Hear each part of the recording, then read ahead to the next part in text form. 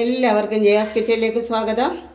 ഇന്ന് നമുക്ക് എള്ളിടിച്ച് കഴിക്കാം. എള്ളിടിച്ച് കഴിക്കുന്നത് നമുക്ക് ഉരലിനകത്തല്ല, മിക്സിയുടെ ജാറിലിട്ടാണ് പൊടിക്കാൻ പോകുന്നത്. അപ്പം ഉരലിനകത്തിട്ട് ഇടിച്ച് കഴിച്ചിട്ടുള്ള അതേ ടേസ്റ്റിൽ തന്നെ നമുക്കിന്ന് മിക്സിയുടെ ജാറിലിട്ട് പൊടിച്ച് നമുക്ക് ഉരുട്ടി കഴിക്കാം. അപ്പം ഞാൻ 200 ഗ്രാം എള്ളാണ് എടുത്തിരിക്കുന്നത്. അത് നല്ലതുപോലെ കഴുകി അടഞ്ഞ് ഉണക്കി എടുത്ത് വെച്ചിരിക്കുകയാണ്. അപ്പോൾ ഇതിനകത്ത് കല്ലും മണ്ണൊന്നുമില്ല, വൃത്തിയാക്കി എടുത്ത് വെച്ചിരിക്കുന്ന എള്ള. അപ്പോൾ അതിന് വേണ്ടി ഞാൻ 150 ഗ്രാം കരിപ്പൊട്ടിയാണ് എടുത്തിരിക്കുന്നത്, ശർക്കരയല്ല. ഇതിനൊരു പ്രത്യേക ടേസ്റ്റാണ്. അപ്പം ഇത് രണ്ടും കൂടി ചേർത്ത് വേണം നമ്മൾ മിക്സിയുടെ ജാറിലിട്ട് പൊടിച്ചു കൊണ്ടുവരാൻ. അപ്പം നമുക്ക് തുടങ്ങാം. ആദ്യം നമുക്ക് ഈ എള്ള് മിക്സിയുടെ ജാറിലേക്ക് ഇട്ട് കൊടുക്കാം.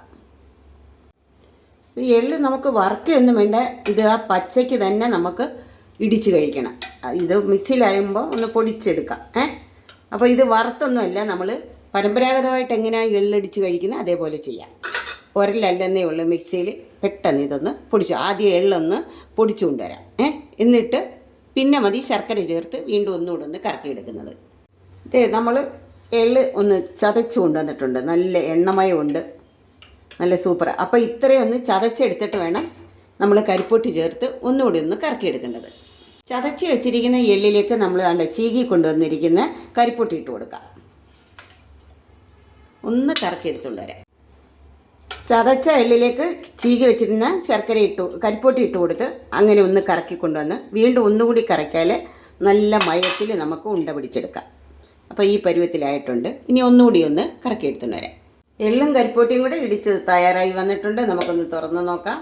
ഇതേണ്ടേ നല്ല സൂപ്പറായിട്ട് നമ്മൾ കല്ലിൽ ഇടിക്കുന്ന മാതിരി. കല്ലിലാകുമ്പോൾ എത്ര നേരം എടുക്കും, ഇത് നിമിഷം ആവും. അതേ ടേസ്റ്റാണ്. നമ്മൾ വെള്ളം ചേർക്കത്തില്ല, തേങ്ങ, ജീരകം, ഏലക്ക ഒന്നും ചേർത്തിട്ടില്ല. കരിപ്പൊട്ടി എള്ളും ഇത് നമ്മളൊന്ന് കഴിച്ച് നോക്കിയേ.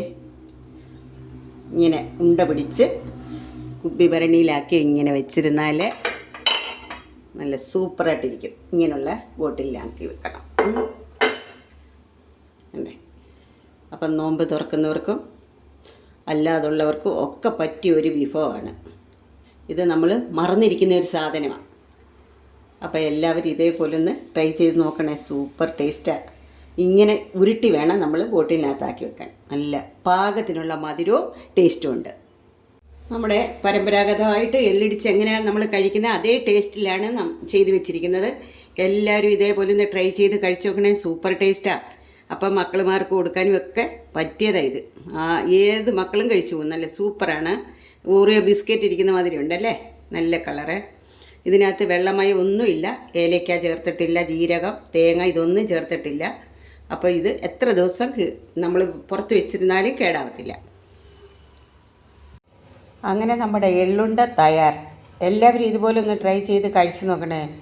അടിപൊളി ടേസ്റ്റാണ്. ടേസ്റ്റിൻ്റെ കാര്യത്തിൽ പറയാനൊന്നുമില്ല. അപ്പോൾ ഈ വീഡിയോ ഇഷ്ടപ്പെട്ടാൽ ലൈക്ക് ചെയ്യുന്ന കാര്യം ആരും മറന്നു പോകല്ലേ.